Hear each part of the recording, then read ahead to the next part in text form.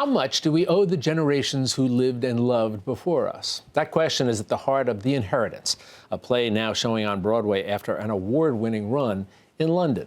This two-part, 7-hour epic is inspired by the 1910 literary classic Howard's End and chronicles, among other things, a gay couple living in 21st century New York. What follows is a powerful look at life in the city after the height of the AIDS crisis, as three generations collide and explore what role we should play for those who come after us.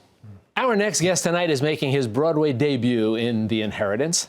Actor Samuel H. Levine stars in dual roles, a number of characters, and we're delighted to have him joining us now on Metrofocus. So nice to have you here. Good to be here.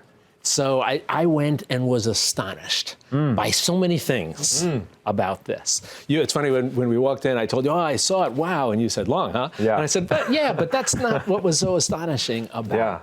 So let me ask you to start off, to give your sense of what the story is about. So if somebody says to you, let's go back, you were involved from the very beginning. That's right. The workshop that That's right. started this. That's right. So when you told friends, look, I'm doing this workshop about this play, and they said to you, what's it about? How did you answer that? Yeah, that's the biggest question. What's it about? Because it's about everything. I mean, it's about life. But the way I see it is kind of the origin of the play itself, which was Matthew Lopez, our writer, was inspired by Howard's End by E.M. Forster, and he decided to kind of reappropriate this story for 21st century gay young men in New York City. So you find a group of young men at the beginning of the play, and we're figuring out how to tell this story that you then see over 7 hours. So I like to think of it as kind of, we are welcoming the audience into this story that then ensues. There is extraordinary humor, followed sometimes in just minutes by extraordinary pain. Yeah, yeah. Talk about that as an actor, how you bounce back and forth between that. It's one of my favorite things about this play, the humor. It allows us as an audience and as performers, when we laugh together, we kind of connect with each other, and it allows us to go deeper into those more profound and moving moments, and they kind of take you by surprise in a way that I've never experienced before when reading or performing in a play. And it's through that laughter that then you can kind of cut into the deeper human emotions. It's interesting because I almost felt guilty about laughing, especially when it would be followed by, as I said, these moments of great pain. Yeah. And then I said, well, that's obviously what they want us to do. Isn't that exactly what life is like? I mean, one moment is moment to moment, and deep love and deep joy, and to experience those great joyful things, you also need to experience the pain. And this play is giving people the opportunity to do both of those things in the theater. There's so many things that are interesting about it. One is the staging. Because I walk in, I'm sitting down beforehand, and it's a very sparse stage. And there's kind of a platform there set up. And all of a sudden, a bunch of who I came to realize quickly are the actors, are sort of milling about, and somebody's on their little computer and talking and things. And all of a sudden, lights go down, and it starts. And you're still using this platform. That's right. Yeah. I like to think of the stage as a kind of table, if you will. And it's purposely very casual, the beginning. It's very much, we're all together, and we're all sitting around this table, and the audience is also sitting at the table with us. And from the very first moment, I've never been in a play that breaks the fourth wall so immediately as this play does. And it welcomes you to our table, and we bring you into the story with us, and we're all going on this journey together, which I love. It's interesting, and it is effective in that way. It's as if we're all in the same room. Yeah. And now you're going to start talking. Yeah. As opposed to a curtain coming up and the first person walks out and somebody comes out afterwards. It's not like your regular play. It's not a bunch of people in a living room talking about life. It's happening in the moment. It's quick paced. It's funny. It's alive. It's sexy, dare I say. Yeah. And it's because of that informality that brings us all together. So you, as I mentioned before, for the workshop, and for those of us who are not totally immersed in the Broadway world, explain what a workshop is, and then how you progressed from there to London and then back here. Right.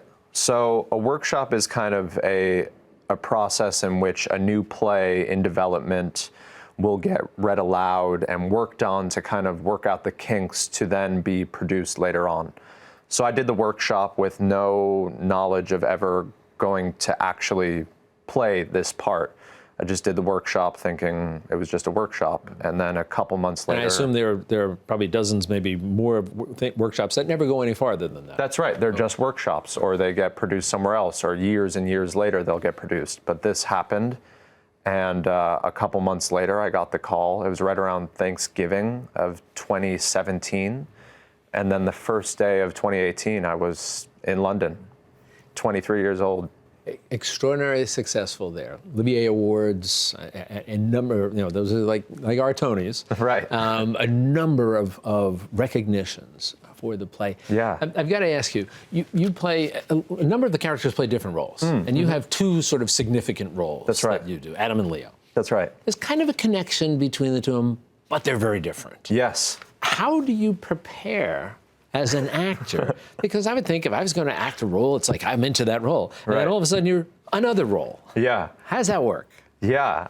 I don't know. I'm still figuring that out. But with great direction, and the work is kind of done for you. Matthew's writing, the two characters are written so differently that they come to life differently in the words.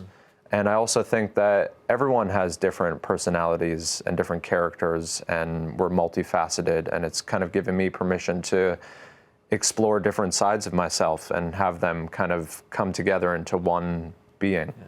Well, I think the best compliment I can give you is watching it and thinking that I may well be talking to you down the road. I wasn't saying, there's Sam playing Adam, and there's Sam playing Leo. Right. It was, there's Adam, there's Leo.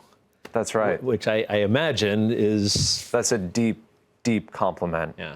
I love those characters so much, and I love this play so much, and I hope people come experience not only Adam and Leo, but also Eric and Toby and Walter and Tristan and Henry and all the characters that are in this play. It's such a marvelously talented ensemble and written so wonderfully. Last question for you.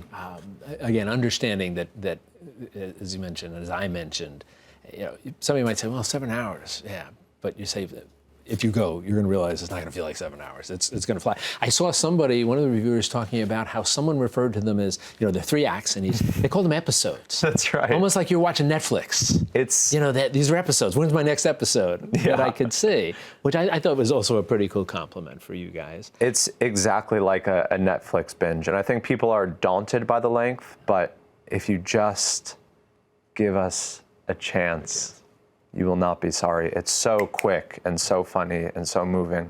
Let me get to the last question I wanted to ask you before I got off the track talking about that.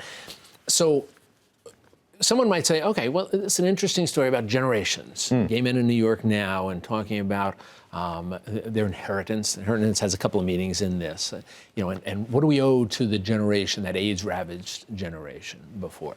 And somebody might say, well, that's sort of interesting, although it's not necessarily sort of on my radar to see. What would you say to them about what bigger messages there are here for everybody? Yeah. Not necessarily any niche audience. Yeah, sure. I think no matter who you are, you come from somewhere, and whether you realize that or not, you do. Whether it be your mother or your father or an adopted parent or even just the person who you got coffee from at the bodega, you are coming from somewhere. And this play gives people an opportunity to look at where they're coming from, see where they are, and then think about how to move forward and what to give the next generation, no matter who you are. Messages for all of us. That's right. You said no matter who you are. That's right. Sam, as I said before, I mentioned your Broadway debut. I'm sure you're going to have a long and marvelous career based on what you're doing here. It's just a fabulous show. People should see it, and I'm so delighted we had a chance to talk. Thank you, Jack. Good luck, and you be well. well. Thank you. And for you out there, for ticket information on The Inheritance, make sure you visit our website at metrofocus.org.